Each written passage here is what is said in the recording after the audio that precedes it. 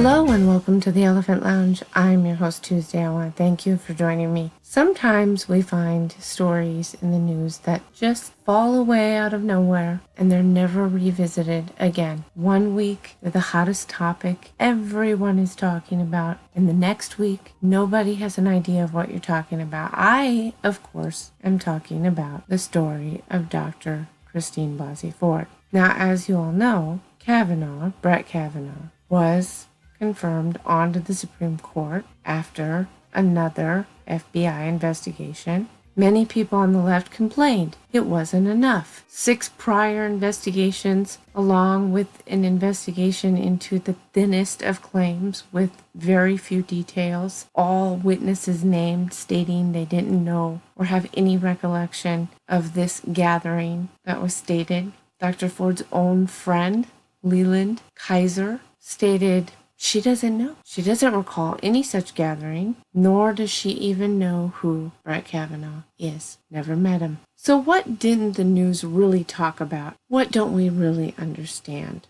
about Dr. Blasey Ford and why her story indeed fell apart and can only be considered a bunch of lies? During Dr. Ford's testimony, she stated that she wasn't familiar with polygraphs or lie detector tests. She had no idea. As it turns out, a boyfriend of Dr. Ford's came forward with a letter and his own story about Dr. Ford. He states that he's not bitter with her. He doesn't consider her to be generally a dishonest person, but he did find some issues with what she was saying, and one of those issues was the familiarity of polygraph tests. He states explicitly he witnessed Dr. Ford help a friend of hers with preparing for a polygraph. This person is a woman named Monica McLean. At the time, Monica McLean was applying for jobs with the FBI,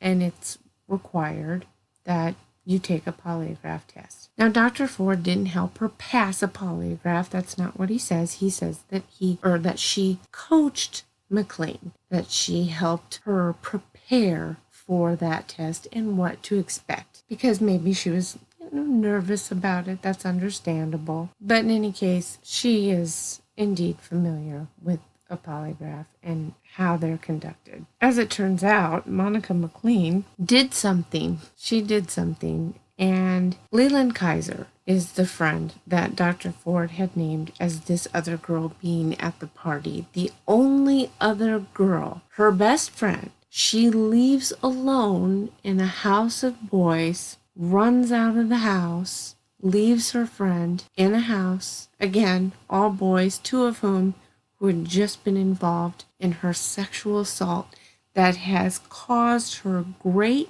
pain and hardship for the past 36 years. Never said anything to Leland Kaiser, by the way. Just left her at the party, according to her story. Now, again, Leland Kaiser says she doesn't know. She doesn't remember this event. She doesn't know who Brett Kavanaugh is. After she made her statement, Monica McLean, who has since retired from the FBI, contacted Leland Kaiser and encouraged her to revisit her story. As it turns out, Leland Kaiser came forward and said she felt pressure from Monica McLean. Interesting that a person would want to put pressure on somebody to revisit, or shall I say, change their story. I think they call it tampering with witnesses, but I don't know. I'm not a lawyer. It didn't work, thank goodness. The next interesting factoid is, do you remember Dr. Ford saying that one of the things that prompted her to come forward to her husband and her therapist was a construction issue with their home where she wanted them to build a second door because she had these claustrophobic issues and she was dealing with all of these things, and she wanted to explain to her husband, or she ended up having to explain to her husband what was causing this trauma. She needed the second door. And according to her story, she said this happened in 2012. According to the records for construction on her home, that construction took place in 2008. And a common thing in Palo Alto for many people is to build this another door or have another addition onto their home because they will host their house or part of their house for people to rent to so that they can get extra money. And it turns out that Dr. Ford is no different. If you remember, toward the end of her testimony, she was questioned.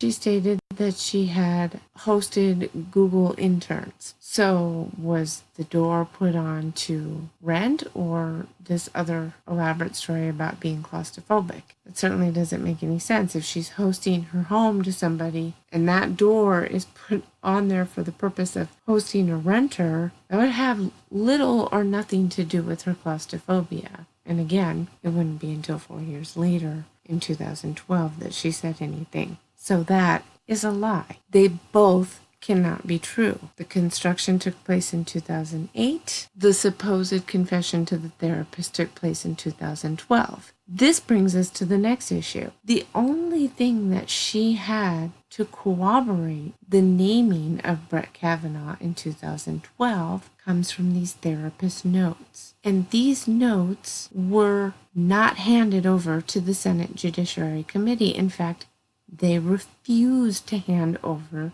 those notes. Why? Why would you refuse to hand over the one thing that could possibly corroborate just a little bit of what you're saying? You already have a thin story, and you're not going to help push this investigation along. Makes no sense. And when it doesn't make any sense, it's not true. Interestingly enough, Brett Kavanaugh's name would have been in the news during 2012 because his name was brought up as a potential Supreme Court justice due to the belief that perhaps if Romney had won the election, Kavanaugh would be a possible pick for the Supreme Court. The next issue has to do with Dr. Ford and her fear of flying.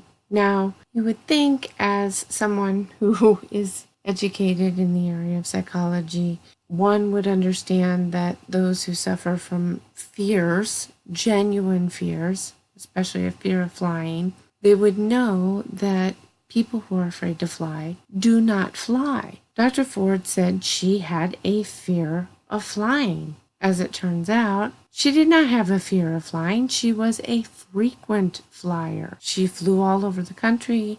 She flew to other destinations for vacation. She flew to Hawaii. She never expressed a fear of flying during the years she had with her previous boyfriend. That's something that is stated in the letter, that this boyfriend says he never heard of any such thing. She never expressed a fear of flying. Well, that's really odd. And then, of course, we all saw during her testimony, she did admit that she flew around. And I think we can all agree that if you have a genuine fear of flying, it's just not something you're going to engage in. Another lie. And finally, another point that was brought up in this letter is Dr. Ford may have engaged in credit card fraud. Now, the boyfriend does say that she started charging on this card.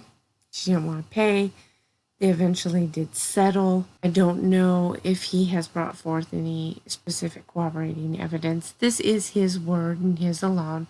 But perhaps Dr. Ford does have issues with money. After all, she did have to set up her house in a way that she could rent out part of it in order to gain some extra income on the side. And here we are, just a week or two after everything, and we learn that Dr. Ford has been able to walk away with anywhere from $800,000 to $1 million. And that's it. She walks away. Nothing happens to her. Yes, Kavanaugh was confirmed. That's wonderful. But in the eyes of so many Americans, he is this vicious rapist. There are people out there that actually believe he raped her, by the way. They didn't even listen to the testimony or what actually he was being accused of. There are people who found her to be credible, which she's not. And it's very difficult because this is going to come up again years later. It never goes away. Look at Justice Thomas. Look how he was railroaded by that Anita Hill. And everything died down, and here we are, and his name gets dragged through the mud again. There are people out there on the left who still insist that Justice Thomas did something to Anita Hill. It's truly disturbing. And so now this man is essentially tainted to some degree. It's never going to go away. And she just walks off the hero with a whole bunch of money. No, I think it's time that women like this should be prosecuted. You should be prosecuted in some way, whether it's in civil court or in criminal court. I'm not talking about throwing people away for a lifetime or anything like that, but certainly there should be some kind of repercussion for coming forward with this false allegation.